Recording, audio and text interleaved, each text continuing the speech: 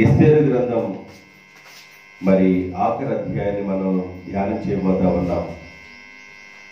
ఇప్పటికీ 9 అధ్యాయాలు మనం ధ్యానం చేసుకున్నాం. ఎస్తేరు గ్రంథంలో ఉన్న 10 అధ్యాయాలు 4 భాగాలు చేసుకున్నాం. 1వ అధ్యాయం 2వ అధ్యాయం కలిసి ఒక భాగం అని, 3వ అధ్యాయం దగ్గర నుండి 7వ అధ్యాయం వరకు 2వ భాగం అని, 8, 9 అధ్యాయాలు 3వ భాగం అని, 10వ అధ్యాయం 4వ భాగం అని నేను మీకు చెప్పడం జరిగింది. ఎస్తేరు గ్రంథం చరిత్ర గ్రంథం. చరిత్ర అనేది మనకు అర్థమైతే చాలా బాగుండిద్ది.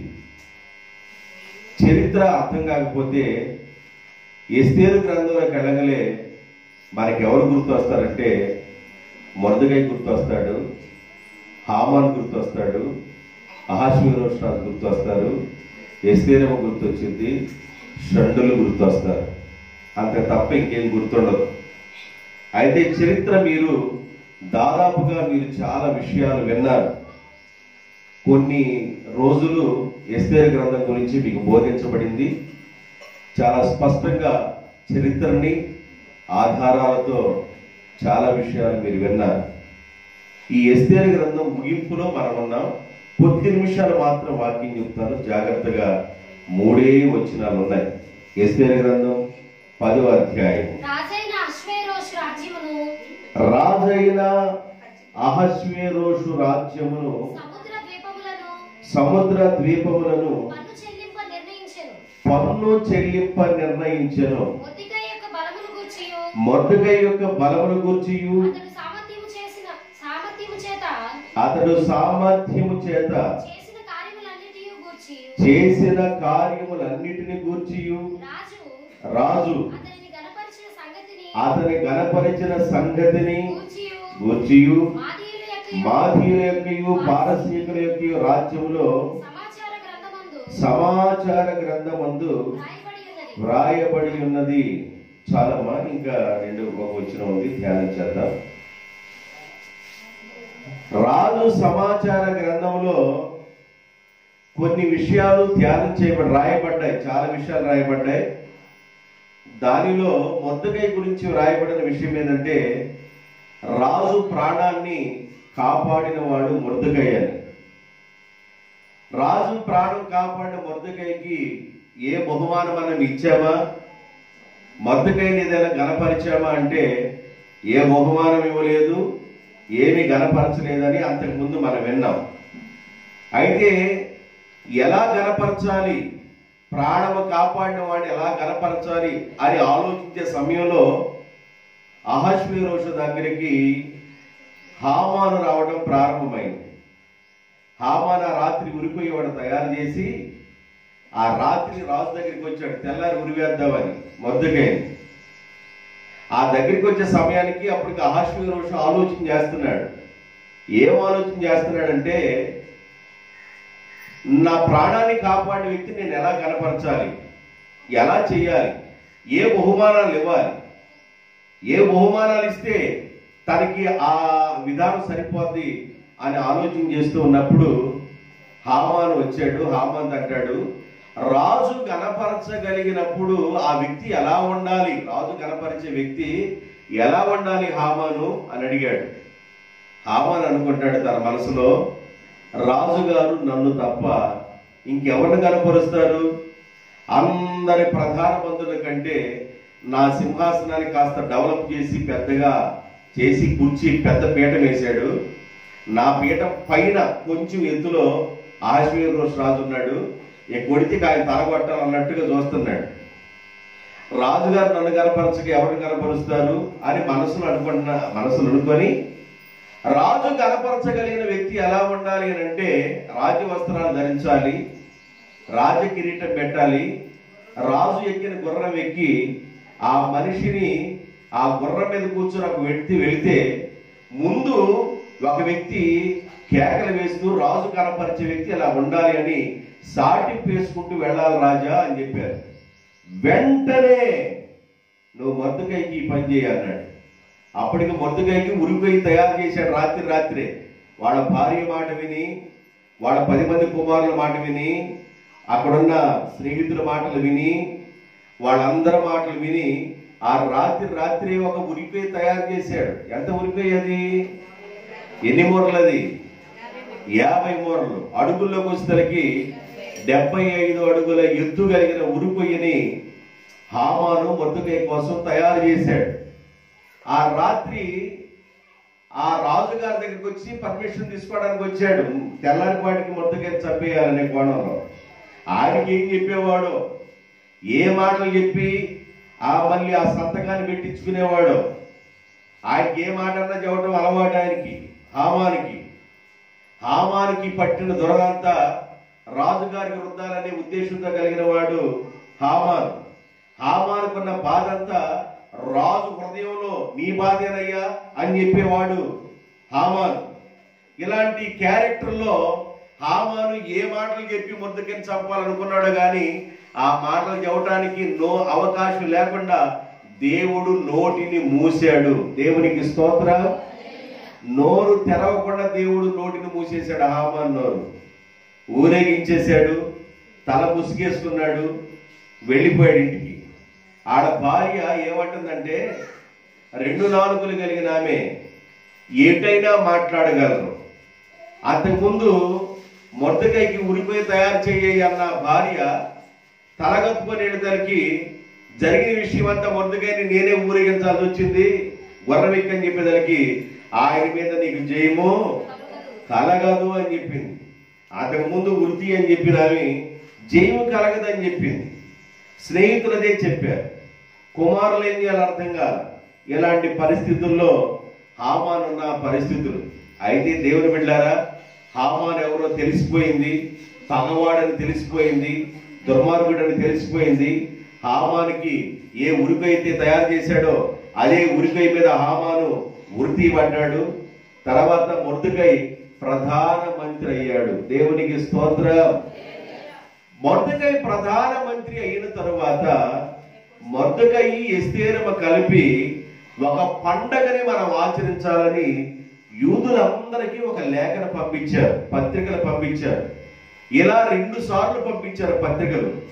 పంపించి ఈ పండగ కరెక్ట్ గా మనం ఆరాధించాలి. ఏ పండగ అంటే పూరీముల పండగ. పూరి అనగా సీటు, పూరీము అనగా సీట్లు. సీట్లు పండగ. సీటి పాట కాదు, సీట్లు పండగ. ఇలాగా సీట్లు వేసేవాళ్ళు. అప్పుడప్పుడు సీట్లు వేసే వాళ్ళ ముహూర్తం పెట్టింది. ఎవరికి? యూదులకి సీట్లు వేసే ముహూర్తం పెట్టారు. కాబట్టి దాన్ని బట్టి దాని మీద దేవుడు మనకు జయమిచ్చాడు కనుక పూరి అంటే సీటు, పూరీము అనగా సీట్లు అని అర్థం. కాబట్టి పూరీము పండగ మనము ప్రతి సంవత్సరం ఆచరించాలి. ఏ సంవత్సరం? ఆధార నెల 13వ తారీఖున ముహూర్తం వేశారు కాబట్టి 14, 15వ తారీఖులో మనం ఏం చేయాలి? పండుగను ఆచరించాలి. 13వ తారీఖున మనకు మరణం అనేది తప్పించబడింది. 14, 15 తారీఖుల్లో మనం ఈ పండుగను ఆచరించాలని వాళ్ళు నియమించుకొని 9వ అధ్యాయాన్ని వాళ్ళు పూర్తి చేసుకున్నారు. ఎవరో? ఎస్తేరమ్మ గారు, మొర్దెకై గారు 9వ అధ్యాయాన్ని పూర్తి చేసుకున్నారు. ఈ పూర్తి చేసుకున్న తర్వాత 10వ అధ్యాయంలోకి రాగలే ఈ మొర్దెకై ప్రధాన మంత్రి అయ్యాడు. ఏమయ్యాడండి? ఆయన ప్రధాన మంత్రిగా ఉన్నాడు. ఈయన ప్రధాన మంత్రిగా ఉన్నప్పుడు ఎలా ఉన్నాడంటే, ద్వారం దగ్గర ఉన్నప్పుడు ద్వారపాలకుడుగా ఆ అధికారంలో ఉన్నప్పుడు ఎలా తగ్గించుకొని ఉన్నాడో, ఆయన ప్రధానమంత్రి అయిన తర్వాత కూడా అదే కోణంలో ఉన్నాడు. దేవునికి స్తోత్రం. ఒక మనిషి రేంజ్ పెరిగిన తర్వాత ఆ మనిషి తగ్గించుకోవడం నేర్చుకోవాలి. ఒక మనిషి డెవలప్ అవుతున్నప్పుడు ఆ మనిషి తగ్గించుకోవడం నేర్చుకోవాలి. అన్ని ఉన్న ఇస్తురాకులాగా మొర్దెకై ఉన్నాడు. దేవునికి స్తోత్రం. అన్ని ఉన్న ఇస్తురాకు అణిగి మనకి ఉన్నట్లుగా మొర్దెకై ఎలా ఉన్నాడంటే, గుర్రం మీద ఊరేగిన తర్వాత, గుర్రం దిగిన తర్వాత కూడా ఎలాగా సామాన్యుడిగా ఉన్నాడో, గుర్రం మీద ఊరేగిన తర్వాత మొర్దెకై కొమ్ములు రాలా. ఆయన ఏ జాబో ఏ ఉద్యోగమో మళ్ళీ అలాగే ఉన్నాడు. ఇప్పుడు ఆయన ప్రైమ్ మినిస్టర్ అయిన తర్వాత, ప్రధానమంత్రి అయిన తర్వాత మొర్దెకై ఎలాగున్నాడు అంటే ప్రజలందరినీ పలకరిస్తున్నాడు, ప్రజలందరి యోగక్షేమాలు తెలుసుకుంటున్నాడు, ప్రజలందరితో మాట్లాడుతున్నాడు. అంతకుముందు ఎలా ఉన్నాడో ప్రధానమంత్రి అయిన తర్వాత కూడా అలాగే ఉన్నాడు. ప్రధానమంత్రి ఒకవేళ గాని వస్తున్నాడు గ్రామంలో కంటే ఎట్లా ఉండేది గ్రామం? సున్నం పోసేవాడు, సున్నం పోయాలా లేదా? ఇక ఆ రోడ్లు బాగు చేసేవాడు, రోడ్లు బాగు చేయాలి. రోడ్లు అప్పటి ఏదైనా చెట్లు పెరిగితే చెట్లు కొట్టేయాలి, అంతా శుభ్రం చేయాలి, కరెంటు పోకుండా చూసుకోవాలి, కరెంటు జాగ్రత్తగా ఉందా లేదని ఆ సబ్ స్టేషన్లో వాడు కరెంటు జాగ్రత్తగా చూసుకోవాలి. ఒక ప్రైమ్ మినిస్టర్ వస్తున్నాడంటే ఆయన కంటే ముందుగా 1 కిలోమీటర్ దూరంలో పోలీసు వ్యాన్లు అరుచుకుంటా తిరుగుతూ ఉండాలి, గన్మ్యాన్లు ఉండాలి. ఓ రద్దీగా ఉండి దేవారం. ఒక ముఖ్యమంత్రి వస్తేనే అంత రద్దీ ఉండిద్ది, అసలు ప్రైమ్ మినిస్టర్ వస్తే ఇంకెలా ఉండిద్ది? ఒక ప్రైమ్ మినిస్టర్ వస్తే చాలా వైభవంగా ఉండిద్ది. ఇలాంటి పరిస్థితుల్లో కూడా మొర్దెకై ఎలా ఉన్నాడు అంటే ఒకసారి చూడండి 3వ వచనం. యూదుడైన మొర్దెకై రాజైన అహష్వేరోషునకు ప్రధానమంత్రిగా నుండి తన వారి అందరితో సమాధానముగా మాట్లాడుచు, ఇది చాలా ఇంపార్టెంట్, తన వారి అందరితో సమాధానముగా మాట్లాడుచు తన జనుల యొక్కయు క్షేమమును విచారించువాడును యూదులలో గొప్పవాడునై తన దేశస్థులలో చాలా మందికి ఇష్టడుగా ఉండెను. అందరితో సమాధానముగా మాట్లాడచ్చు. ఒక ప్రధానమంత్రి ధనవంతుడితో ఎలా మాట్లాడుతున్నాడో పేదవాడితో కూడా అలాగే మాట్లాడుతూ ఉన్నాడు, అందరితో మాట్లాడుతున్నాడు. మొర్దెకై అంతకు ముందు ప్రధానమంత్రి కాక మునుపు షోషాను కోటలో ఒక చిన్న ఉద్యోగస్తుడిగా ఉన్నాడు. చిన్న ఉద్యోగస్తుడిగా ఉన్నప్పుడు ఆయన ఒక కుమార్తెగా ఎస్తేరుని పెంచుకున్నాడు. ఎస్తేరుని ఎలా చూశాడో, ఎస్తేరుని ఎలా పెంచేటప్పుడు ఎలా ఉన్నాడో ఆయన ప్రధానమంత్రి అయిన తర్వాత కూడా అలాగే ఉన్నాడు. ఆయన పద్ధతుల్లో మార్పు లేదు, మాటలో మార్పు లేదు, క్యారెక్టర్లో మార్పు లేదు, అన్ని విషయాల్లో నమ్మకంగా ఉన్నాడు మొర్దెకై. స్టేజి పెరిగిన తర్వాత కొంతమంది మర్చిపోతారు, వెనకున్నవి జరిగినవి మర్చిపోతారు. నేను ఎక్కడున్నాను, ఎక్కడి నుండి వచ్చాను, నేను ఏ స్థితిలో ఉన్నాను, ఏ స్థితిలో నుండి వచ్చాను అనే విషయాలు అన్ని మర్చిపోతారు. దావీదు భక్తుడు అలాంటి వాడు కాదు. నన్ను దేవుడు దీన స్థితిలో ఉన్నప్పుడు నన్ను దేవుడు జ్ఞాపకము చేసుకొనెను. నేను దీన స్థితిలో ఉన్నప్పుడు దేవుడు నన్ను జ్ఞాపకం చేసుకున్నాడు. ఎక్కడో గొర్రెలు కాసుకుంటూ, ఎక్కడో చేలప్పటి గొట్లప్పటి తిరుగుతున్న నన్ను దేవుడు జ్ఞాపకం చేసుకొని ఎత్తైన ప్రదేశం ఉన్న యెరూషలేము స్థలానికి తీసుకెళ్లి నన్ను అక్కడ ఆయన నన్ను నియమించాడు రాజుగా. దీన స్థితిలో ఉన్న నన్ను జ్ఞాపకం చేసుకున్నాడు. దీన స్థితిలో ఉన్నప్పుడు ఎలా ఉన్నాడు, రాజు అయిన తర్వాత కూడా అలాగే ఉన్నాడు. ఆయన రాజు అయిన తర్వాత, ఒక రాజు కుమార్తెని వివాహం చేసుకున్న తర్వాత, ఒక రాజు గారికి అల్లుడైన తర్వాత దావీదు గారు దేవుని యొక్క మందసాన్ని తీసుకుని వస్తున్నప్పుడు ఆయన వేసుకున్న వస్త్రాలు రాజ వస్త్రాలు కాదు, మామూలు వస్త్రాలు వేసుకున్నాడు. అయితే ఆ వస్త్రాలు కూడా ఎటుపోయినాయో తెలియకుండా దేవుని మందసం ముందు నాట్యం ఆడుతూ ఉన్నాడు. ఒక సామాన్యమైన మనిషి వలె, ఒక సామాన్యమైన మనిషి వలె దేవుని మందసం ఎదుట ఆయన నాట్యమాడుతూ వస్తా ఉన్నాడు. తగ్గించుకున్నాడు, విధేయుడిగా ఉన్నాడు. ఎన్నో పరిస్థితుల్లో రాజుగా ఉన్న దావీదు తగ్గించుకోవడం నేర్చుకున్నాడు. జాగ్రత్తగా వినండి. అపోస్తులందరిలో మన క్రొత్త నిబంధన చదువుతున్నప్పుడు అపోస్తుల కార్యం దగ్గర నుండి, అంటే లోక రాసినది, రోమీయులు రాసిన పత్రిక దగ్గర నుండి దాదాపుగా 14 పత్రికలు క్రొత్త నిబంధనలో పౌలు గారి చేత రాయబడినాయి. గొప్ప సేవ పౌలు గారి ద్వారా జరిగినాయి. ఆ పౌలు గారు ఏమంటాడంటే, అపోస్తులందరికంటే నేను తక్కువ వాడను. అపోస్తులందరికంటే నేను తక్కువ వాడను. నేను చాలా తక్కువ వాడని పౌలు గారు తగ్గించుకున్నట్లుగా కనబడుద్ది. దావీదు గారు తగ్గించుకున్నట్లుగా కనబడతారు. అబ్రహాము తగ్గించుకున్నాడు, అయ్యా నేను దుమ్ము లాంటి వాడినయ్యా, ధూళి లాంటి వాడినయ్యా అని అబ్రహాము తగ్గించుకున్నాడు. యాకోబు తగ్గించుకున్నాడు, నేను పురిగి వంటి వాడినయ్యా అని తగ్గించుకున్నాడు. దావీదు గారు తగ్గించుకున్నాడు, నేను మిన్నల్ లాంటి వాడినయ్యా అని తగ్గించుకున్నాడు. భక్తులు ఎంతో మంది హై స్టేజ్ లో ఉన్న భక్తులందరూ వాళ్ళు తగ్గించుకోవడం నేర్చుకున్నారు. దేవుని బిడ్డలారా, ఒక మనిషిని దేవుడు ఆశీర్వదిస్తున్నప్పుడు ఏమి నేర్చుకోవాలంటే తగ్గించుకోవడం నేర్చుకోవాలి. మాటలో విధానం జాగ్రత్తగా మాట్లాడడం నేర్చుకోవాలి. మన మాట దురపరతనంగా ఉండకూడదు. మన మాట దురపరించే విధంగా ఉండకూడదు. మన మాట ఇతరుల్ని కించపరిచే విధంగా ఉండకూడదు. మన మాట ఇతరులకి బాధకరంగా ఉండేటట్లుగా ఉండకూడదు. మన మాట ఇతరులకి క్షేమాన్ని కలిగించే విధంగా ఉండాలి. నేర్చుకోవాలి. యూదుడు అయిన మొర్దెకయి ఆయన ప్రధానమంత్రి అయిన తర్వాత ప్రజలందరితో సమాధానముగా ఉండటం, ప్రజలందరితో ఆయన గడపటం నేర్చుకున్నాడండి. ఆయన స్టేజీ మారినా కూడా, పరిస్థితులు మారినా కూడా ఆయన విధానంలో తగ్గింపు విధానం మాత్రం కోల్పోవాల.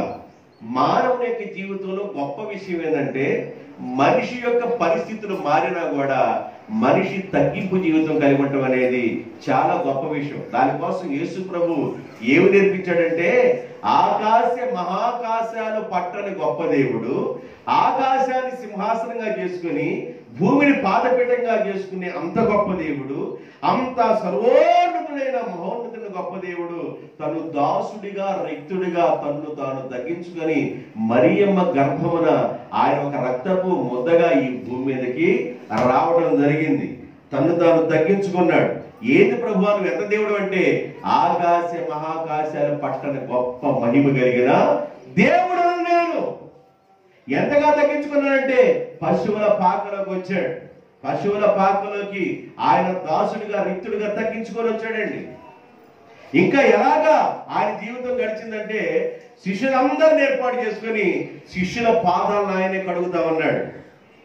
శిష్యుల పాదాలు కడుగుతున్నాడు. అయ్యా నా పాదాలు కడగొద్దే అని పేతురు అన్నాడు. పేతురు, నేను గాని నిన్ను గాని కడగకపోతే నాతో నీకు పాలు లేదు అన్నాడు. యేసు ప్రభు అంత గొప్ప దేవుడై ఉండి అంత గొప్ప దేవుడు తగ్గించుకున్నాడండి. ఏదైనా మనకు స్టేజీ మారంగలే, ఒకవేళ పరిస్థితులు మారంగలే, ఒకవేళ ఆర్థిక సహాయం కలగలే, ఒకవేళ ఏదైనా కూడా ఉద్యోగం కలగలే, లేదా ఏదైనా ఒక ఆధిక్యతలోకి నువ్వు వెళ్ళగలే, నీ పరిస్థితిని మారకూడదు. నువ్వు అందరితో కలిసి మెలిసి ఎదుగుతూ ఉండాలి. అదే నీకు ఆశీర్వాదం. అది చేశాడు మొర్దెకై అలాంటి వాడు, తగ్గింపు కలిగిన వాడు మొర్దెకై. తను తాను తగ్గించుకున్నవారు హెచ్చించబడుదురు, తను తాను హెచ్చించుకున్న వారు తగ్గించబడుదురు.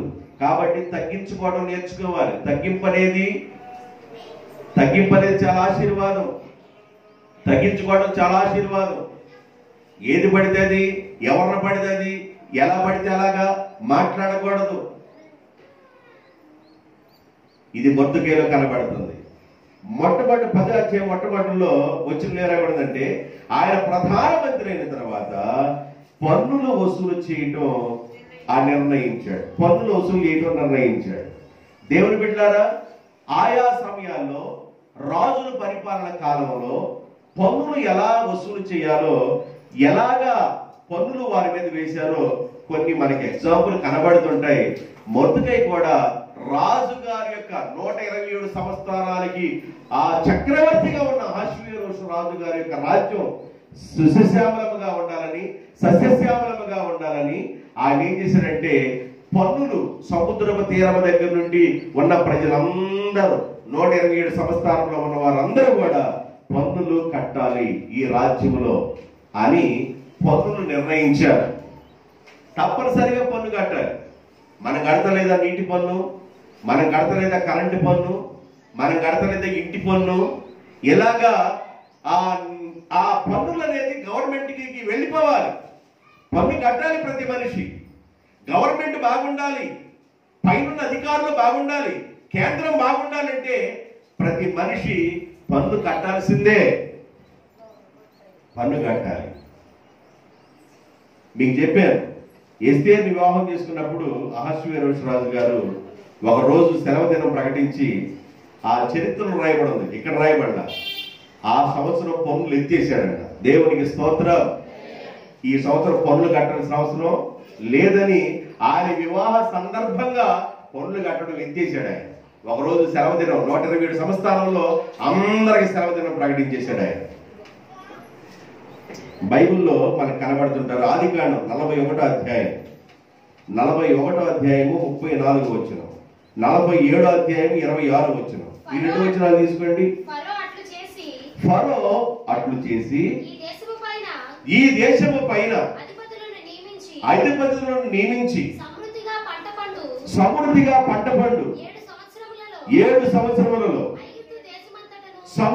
సమృద్ధిగా పంట పండు 7 సంవత్సరాలలో ఐగుప్తు దేశమంతటిలోను 5వ భాగము ఫరో కొరకు తీయవలెను. ఎంత తీయాలంట? పంట పండే ప్రతి పంటలో 7 సంవత్సరాలు పంట పండిద్ది, తర్వాత 7 సంవత్సరాలు కరువు వచ్చిందని చెప్పారు. ఈ 7 సంవత్సరాలు పంట పండే ఈ పంటల నుండి 5వ భాగం తీయాలి. అంటే 100కి 5వ భాగం అంటే ఎన్ని బస్తాలు దేవునికి ఇవ్వాలి? 5వ భాగం అంటే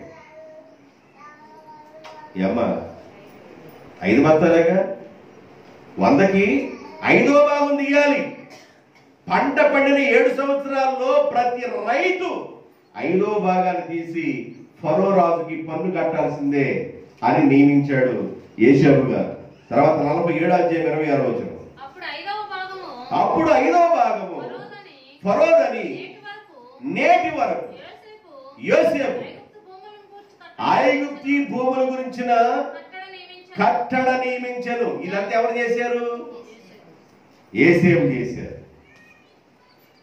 దేవుడు మొర్దెకైని షోషాను కోటలో 127 సంవత్సరాలు పాలన చేసే ఆ రాజ్యంలో పారసీకుల పాలన కాలంలో ఎలాగ మొర్దెకైని దేవుడు హెచ్చించాడో ఐగుప్తు దేశంలో యోసేపును కూడా రాజుగారు అలాగే హెచ్చించాడు. దేవునికి స్తోత్రం. అలాగే హెచ్చించబడ్డాడు. హెచ్చించబడటమే కాదు, రాజుగారి యొక్క క్షేమం కొరకు యోసేపు పనిచేశాడు. భూములు ఆస్తులు కలిగిన భూస్వాములారా, మీ పంట పండిన మీ పంటలో నుండి 5వ భాగం 10వ భాగం దశమ భాగం 5వ భాగం ఫరో రాజుకి మీరు కట్టాలి పంట. తర్వాత 7 సంవత్సరాలు కరువు వచ్చింది. ఈ మీరు ఇచ్చిన 5వ భాగాన్ని మరలా తిరిగి మీకు ఆహార రూపంలో ఫరో గారు పెడతారు. అందుకని మీరు ఏం చేయాలంటే ముందు విత్తనం వేశారు, ఫలించిన దాని నుండి 5వ భాగం తీసుకొచ్చి ఎవరికి ఇవ్వాలి? ఫరో రాజుకి ఇవ్వండి. దేవుడికి అయితే ఏ భాగం తీసుకొచ్చి ఇవ్వాలి? 10వ భాగం ఇవ్వండి. రాజుగారికి అయితే ఏ భాగం ఇవ్వాలి? దాన్ని పన్ను అన్నారు. పన్ను వసూలు చేయుట. మొదటి సమూయేలు గ్రంథం 8వ అధ్యాయం 15వ వచనం. మీ ధాన్యములలోను ద్రాక్ష పంటలోను 10వ భాగమును తీసి తన పరివార జనము, దేవుని పరిచర్య చేసే తన పరివార జనములకును సేవకులకును 10వ భాగమును ఇవ్వవలెను. దేవుని బిడ్డల మీద పన్ను ఇది. గవర్నమెంట్కి ఎలా పన్ను చెల్లిస్తున్నారో, గవర్నమెంట్కి ఎలాగా నీటి పన్ను ఎంత అంటే అంతే చెల్లిస్తున్నారో, కరెంటు బిల్లు ఎంత వచ్చిందంటే అంతే చెల్లిస్తున్నారో, అలాగే దేవుని పిల్లల విషయంలో, దేవుని పని విషయంలో దేవుని పిల్లలు పన్ను చెల్లించాలి. ద్రాక్షలోను ధాన్యముల్లోను 10వ భాగం తన పరివారములను, తన సేవ చేసే వారందరికీ 10వ భాగాన్ని తీసి ఇవ్వాలి. అది కట్టడా. నెహెమ్యా గ్రంథం 5వ అధ్యాయం 4వ వచనం, మత్తయి సువార్త 17వ అధ్యాయం 24వ వచనం. ఈ 2 వచనాలు చదవండి. నెహెమ్యా గ్రంథం 5:4, మత్తయి సువార్త 17:24. మరికొందరు రాజుగారికి పన్ను చెల్లించుటకై మా భూముల మీదను మా ద్రాక్ష తోటల మీదను మేము అప్పు చేసిన అప్పు చేసైనా ఏం కట్టాలి? పన్ను కట్టాలి. అప్పు చేసైనా పన్ను కట్టాలి. కరెంటు బిల్లు వచ్చిందండి ఈ నెలలో, నువ్వు కట్టలేదు, పెనాల్టీతో కలిసి మళ్ళీ నెక్స్ట్ మంత్ ఏం చేయాలి? పోయిన బిల్లు, వచ్చే బిల్లు, పెనాల్టీతో కలిపి కట్టాలి. అప్పుడు యూనిట్లు పెరుగుతాయి. యూనిట్లు పెరిగిన దగ్గర నుంచి డబ్బులు పెరుగుతాయి. అందుకని ఏ నెల బిల్లు ఆ నెలే చెల్లించవలెను. అయితే మన రాజుగారు చేసిన విషయం ఏంటంటే 200 యూనిట్లలో ఉన్నవాళ్ళు ఏ బిల్లు కట్టవలసిన అవసరం లేదు. అందువల్ల 200 యూనిట్లలోపు కాల్చుకున్న వాళ్ళు ఏ బిల్లు కట్టవలసిన అవసరం లేదు. 200 యూనిట్లు దాటి మాత్రం బిల్లు కట్టండి అన్నారు. ఇప్పుడు కరెంటు పన్ను లేదు, ఉచిత విద్యుత్తు. మనకు గత 4 సంవత్సరాల పగల కూడా దేవుని దయ వల్ల రోడ్లో ఉన్న దీపాలు వెలుగుతూనే ఉన్నాయి. దేవుడు దయ, రాత్రి అడగాల్సిన దీపాలు 24 అవర్స్ వెలుగుతూనే ఉన్నాయి. ఏ ఊర్లో ఉందా కళ? మన ఊరు తప్ప. 4 సంవత్సరాల పగల కూడా ఎలిగినాయి అంటే దేవుని కృప కాదు. రాత్రి ఎలగాల 24 అవర్స్ రాత్రి వెలుగుతాయి, పగలు వెలుగుతాయి మాడిందాక.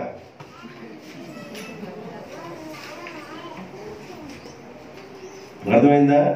రాజుగారికి అప్పు చేసైనా పన్ను కట్టాలి. ఏం చేసి పన్ను కట్టాలి?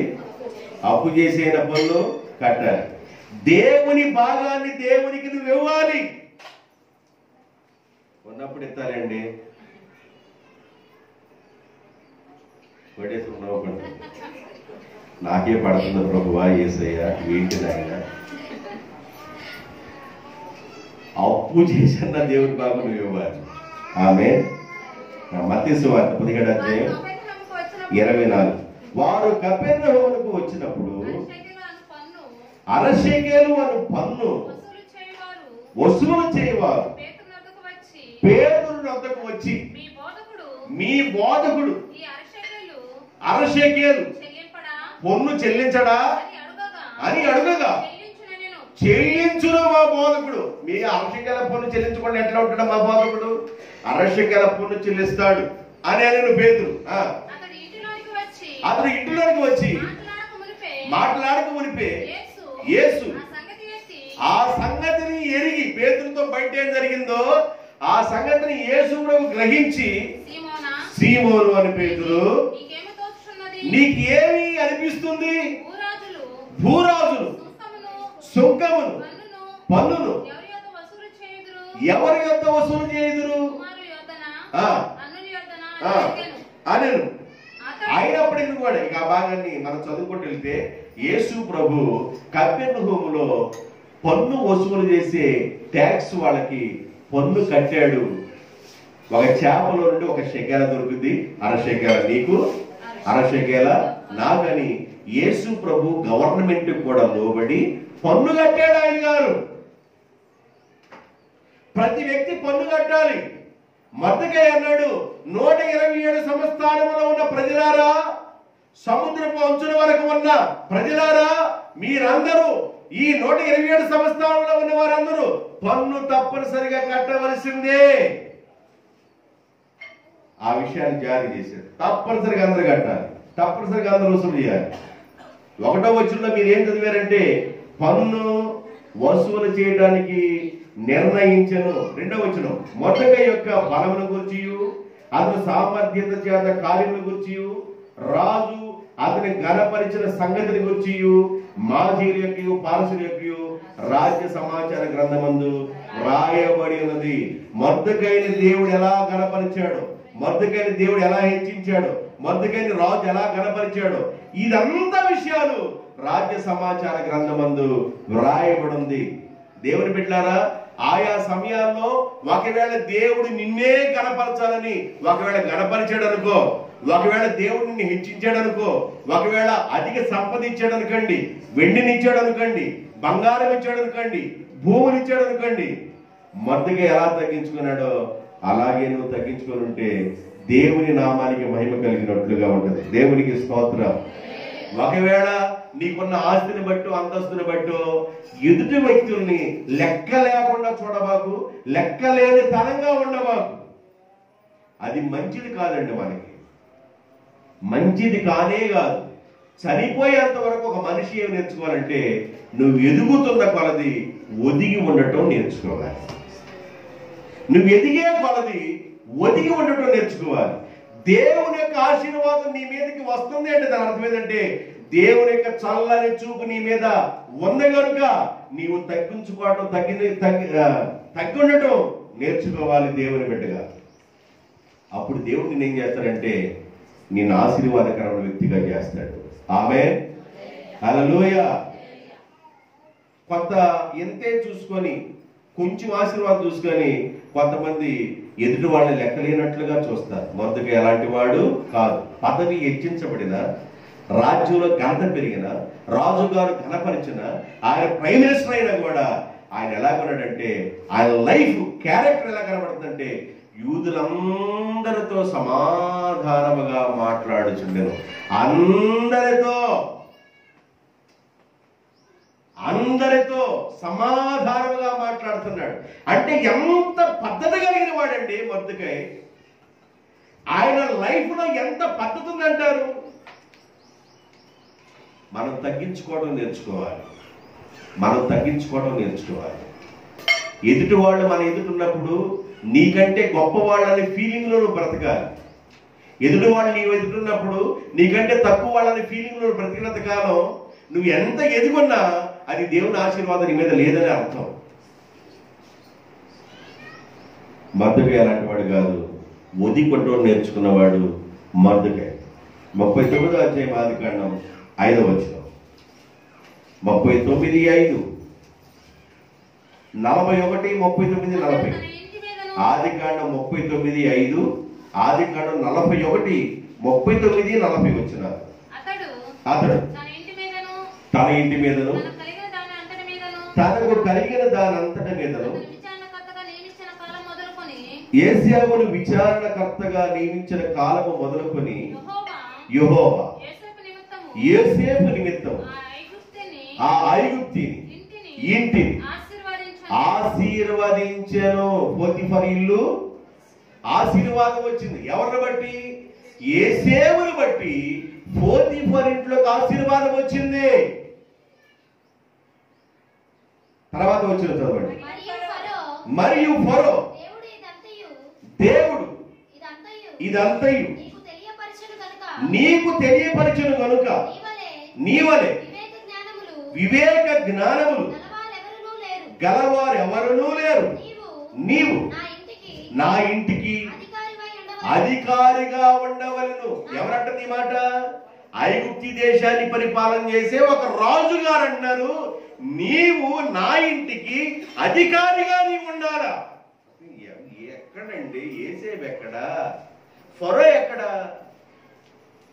యేసేపు యొక్క స్టేజీని అన్నలేమనుకున్నారంటే నువ్వెంతరా అన్నారు. కోని కిస్క అనకుండానే. ఏ కిస్క? మాటకు అర్థమైంది నాకు తెలియదు. కోని కిస్క అని అనకుండా పక్కన గొట్టం అనకుండా అర్థమవుతుందా? అంత మాట అనకుండా అంత మాట అన్నట్టుగా ఫీల్ అయ్యారు. గోడ తుంచేస్తాం నిన్న అన్నట్టుగా ఫీల్ అయ్యారు యేసేపు కాలంలో. అదే యేసేపుని అన్నారు దేవుడు, బాయ్ నువ్వు ఫరో రాజు గారి ఇంటికి అధికారిగా చేస్తాను. ఫరో రాజు అంటున్నాడు, చదవమ్మా. నా ఇంటికి నువ్వు అధికారిగా ఉండవలెను. ఈ ఐగుప్తి దేశంలో ఉన్న నా ప్రజలుగా ఉన్న వారందరూ నీకు విధేయులైందురు. ఈ సింహాసన విషయంలో మాత్రమే తప్ప నేను నీకంటే పెద్దొచ్చు బైబిల్ కొనుక్కని ఒకసారి చెప్పాను. కొనుక్కో, పెద్దొచ్చు బైబిల్ కొనుక్కో. ఎందుకంటే కనబడినప్పుడు ఎందుకు మనం బాధపడతాం? నాకు ఈ వచ్చు కాబట్టి పెద్దొచ్చు కొనుక్కుందాం అనుకుంటా. కనబడితే మనకు కనబడినప్పుడు ఈ పెద్దొచ్చు బైబిల్లోకి వెళ్ళటమే. దేవుని స్తోత్రం. అర్థమవుతుందా? ఈ సింహాసన విషయంలో తప్ప అంతే అంతే. నీవు నా ఇంటికి అధికారి ఉండయా. నీ ప్రజలందరూ, ఐగుప్తు దేశంలో ఉన్న నా ప్రజలందరూ నీకు విధేయులై ఉంటారు. యేసేపును దేవుడు ఎంత హెచ్చించాడండి. యేసేపును దేవుడు ఎంతగా హెచ్చించినా, యేసేపు రాజు తర్వాత ఐగుప్తు దేశంలో రాజుగా ప్రభువుగా అనబడుతున్నా వాళ్ళ అన్నలో, యేసేపు అన్నలో గొర్రెల కాపరులు. ఏ కాపర్లు అండి? గొర్రెల కాపర్లు. గొర్రెలు కాసుకునే వాళ్ళ దగ్గర గొర్రెల కాపర్లుగా ఉన్న వీళ్ళు సెంటు వాసన వచ్చిందా? చెప్తున్నా నేను. వాళ్ళందరినీ వాటేసుకున్నాడండి రాజుగా ఉన్నవాడ. డిస్టెన్స్ మెయింటైన్ చేయి. కరోనా అంటుకునే కాలం ఇది. డిస్టెన్స్ మెయింటైన్ చేయి. దూరంగా ఉండి మాట్లాడి తొక్కలు పడకుండా దూరంగా ఉండండి అన్నాడా? అల్లా వాళ్ళందరినీ వాటేసుకొని భయంకరంగా ఏడ్చాడు. నేను మీ తమ్ముడిని, ఆడకి ఎక్కడ లేని మురుగు పుట్టింది. వీడిని ఆల్రెడీ కొట్టేసాం, మనం వస్త్రాలు లేకుండా చేసాం, వస్త్రహీనుడు చేసాం, భయంకరంగా అరిసె కొంది కొట్టాం ఈ వ్యక్తిని. ఈ రోజున అన్నాడంటే మనం ఇక్కడికి ఈ జైల్లోనే ఉంటాం, తండ్రి చుట్టానికి కూడా వెళ్ళాం. ఇలాంటి స్థితిలో ఉన్నా అని భయపడుతుంటే, అన్నలారా నేను మీకు ఏ హాని చేయ. మీరు నన్ను ఇక్కడికి అమ్మారే, మీరు కాదు, దేవుడే నన్ను ముందుగా, మీకంటే ముందుగా నన్ను ఇక్కడికి పంపించాడు, మిమ్ములను నా ద్వారా పోషించటానికి. దేవునికి స్తోత్రం. మీకు మేలు జరగటానికే దేవుడు ముందుగా నన్ను ఇక్కడికి పంపించాడు. మీరు నన్ను కొట్టి, నన్ను గొడ్లేసి, నన్ను బయట తీసి మీరు అమ్ముకున్నారనుకున్నారేమో. నేను అలా అనుకోవట్లా. మీ తలపులు అలాగున్నాయేమో, నా తలపులు అలా లేవు. దేవుడే ముందుగా పంపించాడు మీ మేలు కొరకు అన్నాడు. అర్థమవుతుందండి? దేవుడు మేలు కొరకు దేవుడు ముందుగా పంపిస్తాడు. ఒక కుటుంబానికి ఒక కోడలుగా వచ్చే అమ్మాయిని ఆ కుటుంబానికి మేలుకరంగా దేవుడు ముందుగా పంపిస్తాడు. ఆ కుటుంబం యొక్క వైభవం మొత్తం, ఆ కుటుంబం యొక్క ఆశీర్వాదం, ఆ ఇంటికి పేరు తీసుకురావడానికి ఒక అమ్మాయిని దేవుడు ఆ కుటుంబానికి ఎన్నుకోమని పంపిస్తాడు.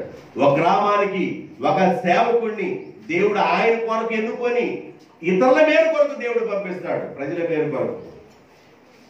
అర్థమవుతుందండి? మొర్దెకైని దేవుడు హెచ్చించాడు. రాజైన అహష్వేరోషు గారు రాజు కూడా మొర్దెకైని ఘనపరిచాడు. అయినా మొర్దెకై యూదులందరితో సమాధానముగా మాట్లాడుచుండెను. స్టేజీ పెరిగింది, రేంజ్ పెరిగింది, అంతస్తు పెరిగింది, ఆస్తి పెరిగింది. అయినా తను ప్రజలందరితో బాగానే ఉన్నాడు. దేవునికి స్తోత్రం. రాజుల గ్రంథంలోకి వెళ్ళాడు. మొదటి రాజుల గ్రంథం 11వ అధ్యాయం, మొదటి రాజుల గ్రంథం 11వ అధ్యాయం 28వ వచనంకి వెళ్ళండి.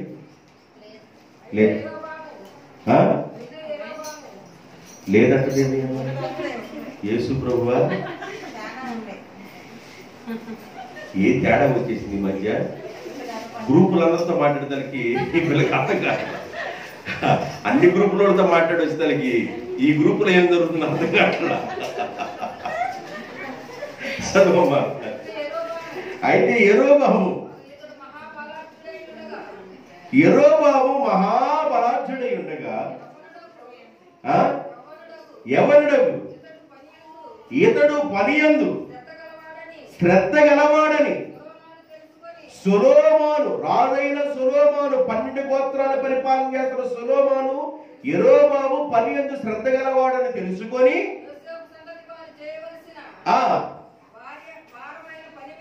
భారమైన పని మీద యెరోబాముని అధికారిగా నిర్ణయించను. ఎవరు నిర్ణయించింది? సొలొమోను రాజు యెరోబాముని అధికారిగా నిర్ణయించాడు. అంటే ఆయనకు ఒక ప్రాముఖ్యమైన స్టేజ్ ఇచ్చాడు.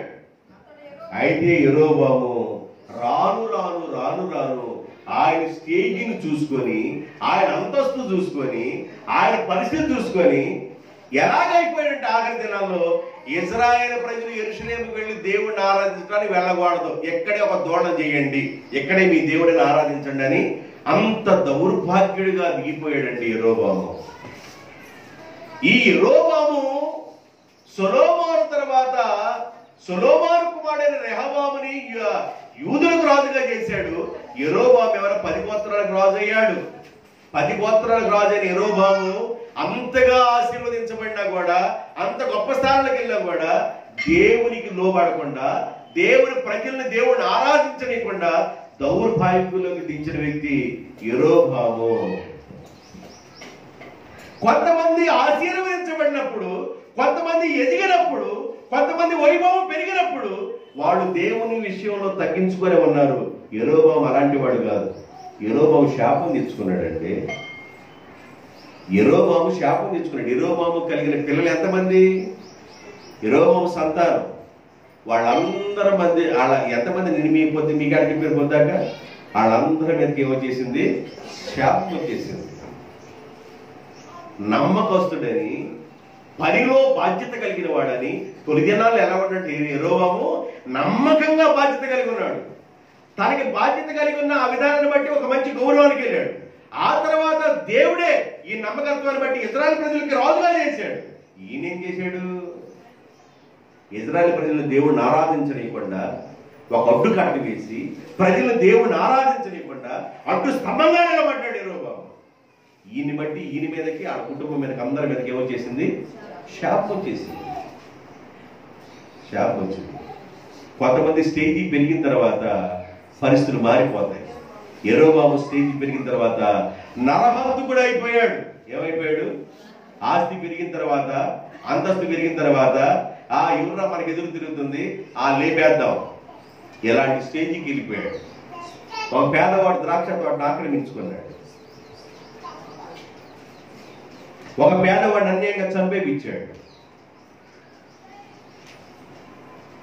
ఏసేపు స్టేజీ పెరిగింది, అలా ప్రవర్తించలా. రాజుకి దేశానికి క్షేమంగా ఉన్నారు. మొదటిగా స్టేజీ పెరిగింది, అలా ఉండదా. ప్రజలందరితో బాగున్నారు, రాజుతో బాగున్నాడు.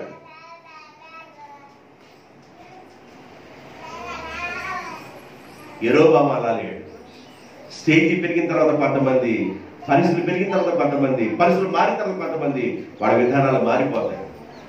అలా ఉండకూడదు, అలా ఉండకూడదు. కాకరగాయని కాకరగాయే అనండి, కాకరగాయని కేకరగాయని కూర అనమాకండి. ఏంటి బాగున్నారా మీరు? బాగున్న వాళ్ళు ఏమైంది? బాగున్నారా? భూమి బ్రతలైనట్టు భూమి బ్రతలైనట్టుగా కొంతమందికి అసలు ఏం మాట్లాడతారు అర్థం కాదు. బాగున్నారా మీరు? అలా మాటలంతా వృత్తుడు. ఏంటండి? ఏంది ఆ బాధ? ఎందుకు? చక్కగా మాట్లాడు. మన పుట్టిన గడ్డ మీద ఎలా ఉన్నామో అలాగే ఉండు, తప్పేముంది? అక్క బాగున్నారా? అక్క, ఆంటీ బాగున్నారా? పెద్దమ్మ, చిన్నమ్మ, బాబాయ్ బాగున్నారని అంతకుముందు ఎలాగే ఉన్నావు అట్లాగే ఉండు, తప్పేముంది?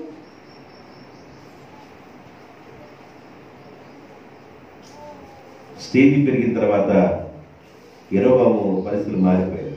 మొదటిగా ఎలా లేడు, ఏసేపు ఎలా లేరు. వారు దేవునికి నమ్మకంగా జీవించారు. ఇంకొక 2 విషయాలు చెప్పి 2 వచనాలు చెప్పి ముగించేస్తారు. దానియేలు గ్రంథం 2వ అధ్యాయం, దానియేలు గ్రంథం 2వ అధ్యాయం 48, 3వ అధ్యాయం 30 వచనం. అలా ఏనమ్మా 2:48, 3:30 దానియేలు గ్రంథం. అప్పుడు రాజు దానియేలుని బహుగా హెచ్చించి అనేకమైన గొప్ప దానములిచ్చి బబులోను సంస్థానము అంతటి మీద అధిపతిని గాను, బబులోను జ్ఞాను అందరిలో ప్రధానుని గాను నియమించెను. బబులోను దేశంలో ఒక ప్రముఖమైన వ్యక్తి ఎవరంటే దానియేలు. ఎన్నో బహుమతులు, దానాలు ఇచ్చారు రాజుగారు బబులోను దేశంలో. ఎందుకంటే రాజుగారి యొక్క రాజ్యంలో క్షేమాన్ని కలుగు చేసే విధంగా దానియేలు ఉన్నాడు.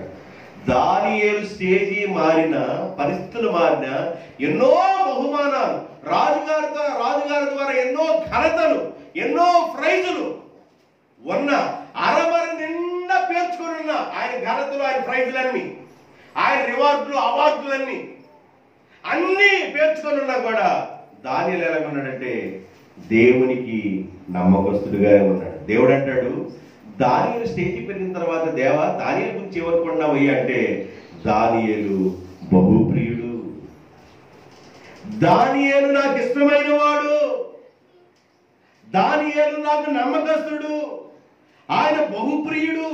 ఆయన స్టేజీ పెరిగిన ఆ రాజుగారు మెచ్చుకొని బహుమానాలు, దానాలు ఎన్నో ఇచ్చినా కూడా, ఎంతో బబులోను సామ్రాజ్యంలో ఆయన ఎంతో ప్రముఖుడిగా చేసినా కూడా దానియేలు స్టేజీ మారల. ప్రభువా, బబులోను దేశం నుండి మమ్మల్ని ఎప్పుడు తీసుకెళ్తావయ్యా? మా స్వదేశానికి మేము ఎప్పుడు వెళ్తామయ్యా? మా దేవుణ్ణి ఎప్పుడు మేము స్వతంత్రంగా ఆరాధించుకుంటామయ్యా? మా మందిరంలోకి మేము ఎప్పుడు వెళ్తామయ్యా అయ్యా అని దానియేలు గోని పట్ట కట్టుకుని ఏడవటం మానుకోలేదండి. ఏమనుకోవాలి తెలుసా? యెరూషలేముకి వెళ్తే అంత, వెళ్ళకపోతే అంత, దేవాలయానికి వెళ్తే అంత, వెళ్ళకపోతే అంత అనుకోవాలా? ఈడ బాగుందలే, రాజుగారు కూడా నన్ను బాగా కుదుర్చుకున్నాడు, రాజుగారు బాగా బహుమానాలు ఇచ్చాడు, ఈ బబులోను దేశంలో రాజుగారు నన్ను ఒక కేటగిరీ స్టేజ్ లో ఉంచాడు, ఐఎస్ఐ ఒక ఆఫీసర్ లాగా నన్ను నియమించేశాడు, ప్రముఖుడిగా చేశాడు, ఒక ప్రైమ్ మినిస్టర్ గా చేశాడు నన్ను ఇక్కడ బబులోను దేశంలో, నాకేం పదవా, ఈడ తినటానికి ఉండటానికి అన్ని ఉన్నాయి అని ఆయన పుట్టిన స్టేజీ, ఆయన పుట్టిన ప్రాంతం, ఆ యెరూషలేము ప్రాంతం, దేవుడిని ఆరాధించే ప్రాంతం దానియేలు మర్చిపోయిన వాడు కాదు. అందుకే బైబిల్ ఏం చెబుతుందంటే, నీవు ఏ స్థితిలో నుండి పిలువబడ్డావో ఆ స్థితిని మర్చిపోవాలి. ఏంటండి మన స్థితి ఏంటి? కాస్త బ్యాక్, మన నాన్నగారు, వాళ్ళ నాన్నగారు అంటే రెండో తరం, ఒకవేళ తెలిస్తే వాళ్ళ నాన్నగారు ఒకవేళ తెలిస్తే ఏమన్నా, ఆ తరం దగ్గర చూసుకుంటే అక్కడ నుండి మన పరిస్థితి ఏంది అని అనుకుంటే మనం ఎప్పుడు దేవుని వైపే చూస్తాం తప్ప మన నోటి నుండి వ్యతిరేక సంభాషణ, గర్వపు మాటలు రాబట్టి. దానియేలు దేవుడు మర్చిపోయిన వాడు కాదు. దానియేలు దేవుడిని ఆరాధించడం మర్చిపోలేదు. దానియేలు తన స్వదేశం మర్చిపోలేదు. 70 సంవత్సరాలు గడిచిన తర్వాత, 70 ఎన్ని సంవత్సరాలు బబులోను దేశంలో వాళ్ళు ఉంది? 70. ఆ 70 సంవత్సరాల తర్వాత వాళ్ళు మరలా వాళ్ళ ప్రాంతానికి తిరిగి వచ్చేటప్పుడు వాళ్ళు దేవుని గణపరుస్తున్నారు. దానియేలు మరిచిపోకుండా దేవుణ్ణి ఆరాధిస్తూనే ఉన్నాడు. 3వ అధ్యాయం 30 వచనం దానియేలు గ్రంథంలో, అంతటి నుండి రాజు షద్రకు, మెషకు, అబేద్నెగో అనేవారు బబులోను సంస్థానములో హెచ్చించెను. దానియేలే కాదు, దానియేలుతో పాటు ఉన్న షడ్రకు, మెషకు, అబేద్నెగోలు కూడా దేవుడు ఏం చేశాడు? హెచ్చించాడు. నీ సహవాసం ఎవరితో ఉండాలి తెలుసా? దేవునితో ఉన్నవారితో నీ సహవాసం ఉండాలి. దేవుని ఆశీర్వాదం పొందేవారితో నీ సహవాసం ఉండాలి. నీ సహవాసం దేవుని యొక్క పిలుపు కలిగిన వారితో నీ సహవాసం ఉండాలి.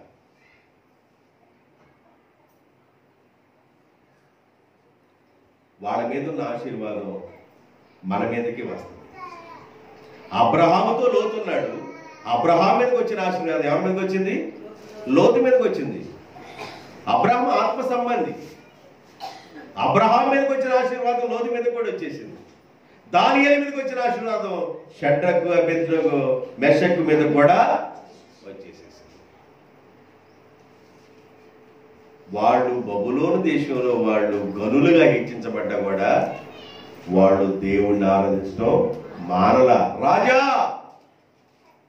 నీకు ప్రత్యుత్తరం ఇవ్వాల్సిన అవసరం మాకు లేదు. మేము ఆరాధించే దేవుడి మండుచున్న అగ్నిలో నుండి తప్పించడానికి సమర్థుడు.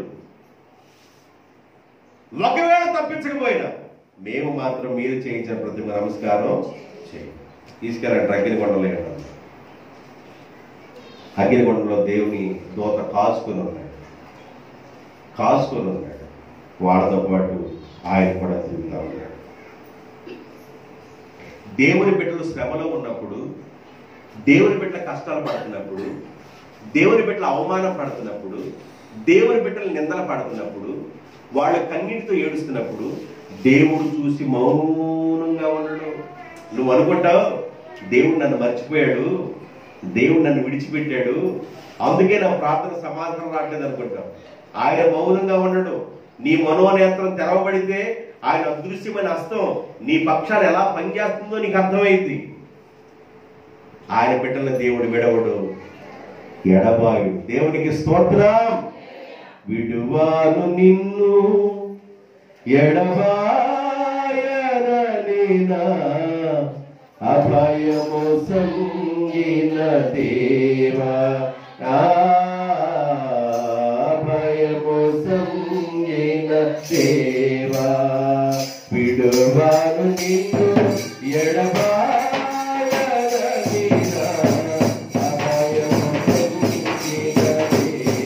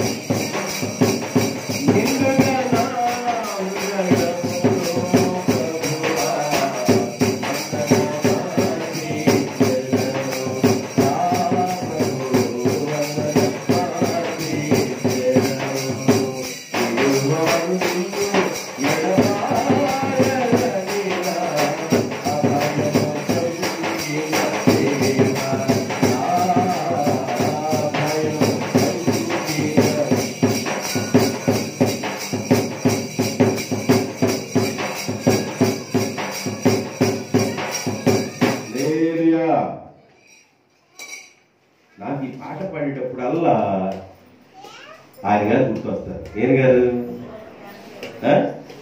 ఇంటి పేరు మూర్ఖిని లోదర్ గారు గుర్తొస్తాడండి. ఆయన వయసు పెరిగిన తర్వాత దాదాపుగా కొన్ని సంవత్సరాలు నన్ను వెంబడించాడు, స్నేహం చేశాడు, చక్కగా మాట్లాడేవాడు, మంచిగా మాట్లాడేవాడు. అప్పుడు అక్కడ ఆ ఇంటి దగ్గర దానియల్ గారి ఇంటి దగ్గర ఉన్నారు. దొల్లు గడతానికి వచ్చేవాడు. పొలం వేసుకుంటే పొలంలో పండినవి ముందుగా బీరకాయలేని ఏ కూరగాయలనేని అవి ముందుగా తీసుకొచ్చి నాకు ఇచ్చేవాడు. ఎంతో వయసులో చాలా పెద్దవాడైనా, నేను చాలా చిన్నవాడినైనా నాతో చాలా ప్రేమగా మాట్లాడాడు. ఈ పాట అంటే ఆయనకి ఇష్టం, ఈ పాట పాడినప్పుడు ఆయన నాకు ఇష్టం. అర్థమవుతుందా? మంచి మనుషుల్ని మనం జ్ఞాపకం చేసుకుంటాం. దేవునికి స్తోత్రం. పందులు మేపుచు ఆకలి బాధతో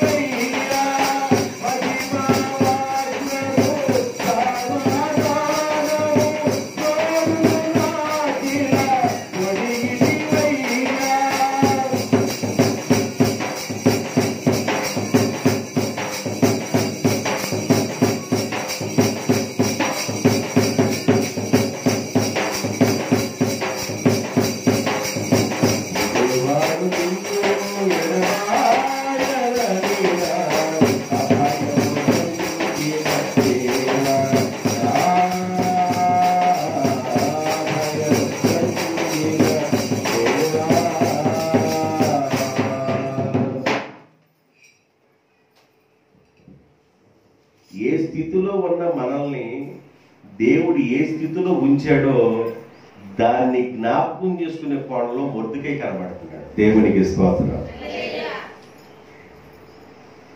దేవుడు మొర్దెకైని హెచ్చించిన, రాజుగారు మొర్దెకైని కనపరిచిన 127 సంస్థానంలో ఒక గొప్ప ఆధిక్యతలో ప్రధానమంత్రి స్టేజీలో మొర్దెకై ఉన్న యూదులందరితో సమాధానముగా మాట్లాడుచున్నాడు. కొందరు మనుషులను చూడరు, మాట్లాడరు, మనుషులు చూడరు, మనుషులతో మాట్లాడరు. ఏమండి, ఎన్ని సంవత్సరాలు బ్రతుకుతాం మనం? మనకి ఎన్ని సంవత్సరాల ఆయుష్కాలం ఉంది? ఉన్న కొద్ది సంవత్సరాల్లో, కొద్దిగా ఆయుష్కాలంలో మనం అందరితో సమాధానంగా ఉండటానికి ప్రయత్నం చేయాలి. ఈ మనిషి అంటే ఎంతలే, ఈ మనిషి ఏందిలే. ఇందాకన్నా చూసావా, ఏంటది? మీకు బాయి గుర్తుంటాయి, మీరు ఇంటికి వెళ్ళిన తర్వాత కూడా గుర్తుంటాయి. ఈ మనిషి అంటే ఎంతలే, తీసేయబాకండి ఎవరిని, దయచేసి ఎవరిని తీసేయబాకండి, ఎవరిని తుంచేయబాకండి. గడ్డి పరకలతో కూడా అవసరం ఉండిద్ది,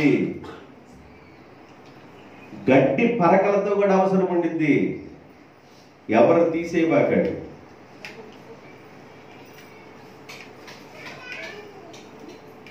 లెక్కలేని విధంగా మాట్లాడబాకండి. నువ్వెంత, నీ బిసాది ఎంత అనబాకండి. అర్థమవుతుందా? మొర్దెకై అలాంటి వాడు కాదు. మొర్దెకై అందరితో సమాధానంగా ఉన్నాడు. ఏమండి, ఒక ఎమ్మెల్యే గారు గ్రామం వస్తుంటే, ఒక ఎంపీ గారు ఒక గ్రామం వస్తుంటే, ఒక ముఖ్యమంత్రి గారు ఒక గ్రామం వస్తుంటే, వీళ్ళందరి మీద ప్రైమ్ మినిస్టర్ ఒక గ్రామం వస్తుంటే అసలుకి పరిస్థితి ఎలాగుంటుంది? ఆ ప్రాంతం, ఆ పరిస్థితి ఎలాగుంటుంది?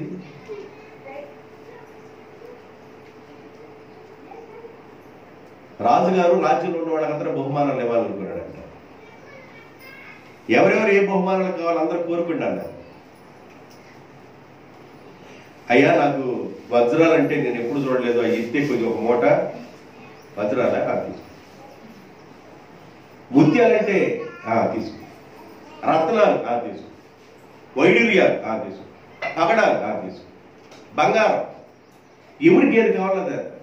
ఒక గుడిసెలో ఉన్న ఒక వ్యక్తి దగ్గరికి వచ్చి, రే బాబు, అందరూ అన్ని కోరుకుని తీసేసుకున్నారు, నువ్వు కూడా ఏదైనా కోరుకుంటే రాజుగారు ఇద్దామనుకుంటారంటే, నాకు ఎందుకయ్యా, నాకెందుకేందిరా బాబు, ఏది కావాలంటే అది రాజుగారు ఇస్తున్నారు, నీకేం కావాలి?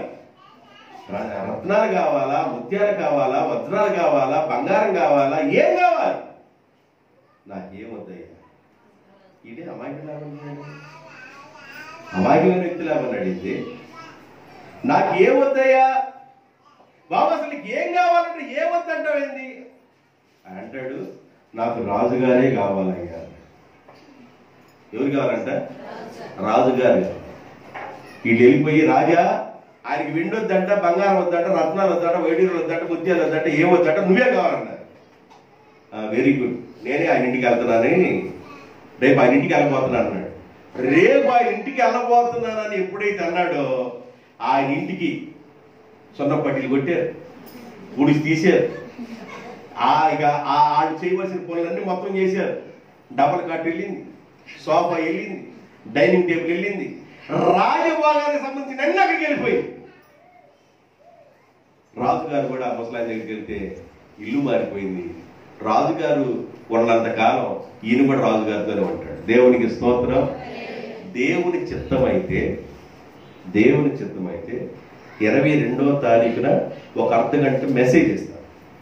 ఈ సెమీ క్రిస్మస్ సందర్భంగా ఒక అర్ధగంట మెసేజ్ ఇస్తాను. దానిలో చాలా విషయాలు చెప్పడానికి నేను ఆశపడుతున్నాను. క్రిస్మస్ టైంలో ఉన్నాము కనుక ఈ మాటలు వినండి. ఇంతవరకు ఎస్తేరు గ్రంథాన్ని పూర్తి చేసుకున్నాం. ఎస్తేరు గ్రంథంలో తెలిసిన వివరం ఏంటంటే, స్టేజీ మారినా కూడా తన తగ్గింపు జీవితం మారలా. మొర్దెకై దేవునికి నమ్మకంగా ఉన్నాడు, మొర్దెకై యథార్థవంతుడు ఉన్నాడు, మొర్దెకై నీతిమంతుడు ఉన్నాడు. నీతిమంతుడైన మొర్దెకైని బట్టి, నీతిమంతురాలైన ఎస్తేరుని బట్టి 127 సంవత్సరాలలో యూదులందరూ కాపాడబడ్డారు. యెరూషలేములో ఉన్న యూదులు కూడా, యోధా జాతి మొత్తము కాపాడబడ్డారు. కనుక ఆ యోధా జాతిలో నుండి యేసు ప్రభు బయటికి వచ్చారు. ఆయన బయటికి వచ్చారు కనుక ఈ రోజు నీకు నాకు రక్షణ. దేవునికి స్తోత్రం. అందాల తార అరుదెంచిన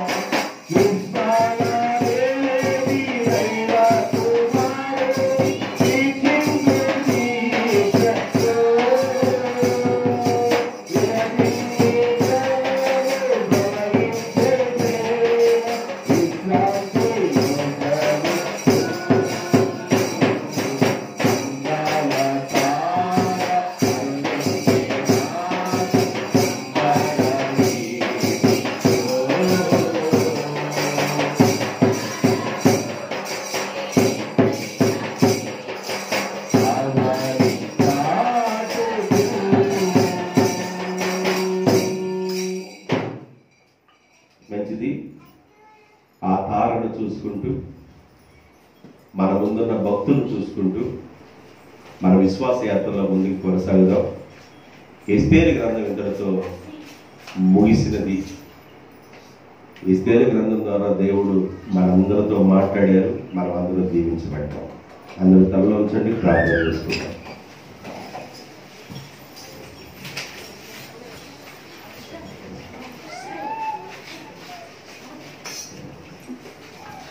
ఒక నిమిషం పాటు అందరూ ప్రార్థన చేయండి. మహిమ ప్రభావములకు పరుగుడు వేడు మా తండ్రి, ప్రియమైన మా దేవ, మీకు స్తోత్రాలు. మీ సన్నిధిలో ప్రార్థన చేస్తున్నారు. వాక్యమైన ప్రతి బిడ్డను మీరు ఆశీర్వదించారు. ఎస్తేరు గ్రంథ ధ్యానంలో ప్రజలు, మీ బిడ్డలు శ్రద్ధగా వాక్యాన్ని విన్నారు. ఈ వాక్యం ద్వారా మీ బిడ్డలందరినీ, వారి కుటుంబాలను ఆశీర్వదించమని మీరు కనుకోవాలి. కూడిన బిడ్డలకు కూడా దీవించమని, మంగళవారం మళ్ళా తిరిగి మేము ఉదయకాలం అందరూ కలవబోతున్నాం. పరిశుద్ధాత్మ వాతావరణంతో మమ్మల్ని నింపండి. మంగళవారం జరిగే ప్రతి కార్యక్రమము నజరేయుడు పరిశుద్ధుడిని యేసుక్రీస్తు నామములో ప్రతిదీ ఆశీర్వాదకరముగా మారునుగాక, జరుగునుగాక. అద్భుతమైన దేవుని సన్నిధి ప్రసన్నత ఈ ప్రాంతమంతా కమ్ముకొనుగాక. దేవుని మహిమ ఈ ప్రదేశం మీద నిండుగా కమ్ముకొనుగాక. దేవుని ఆత్మ అధికారమే ఈ ప్రాంతంలో పనిచేయునుగాక. ప్రతి విధమైన చీకటి అంధకార శక్తుల యొక్క ప్రతి ప్రభావము కొట్టివేయబడునుగాక. మమ్ములను మీ అభిషేకానికి అప్పగించుకుంటూ యేసు నామములో ప్రార్థిస్తున్నాము తండ్రి. ఆమేన్.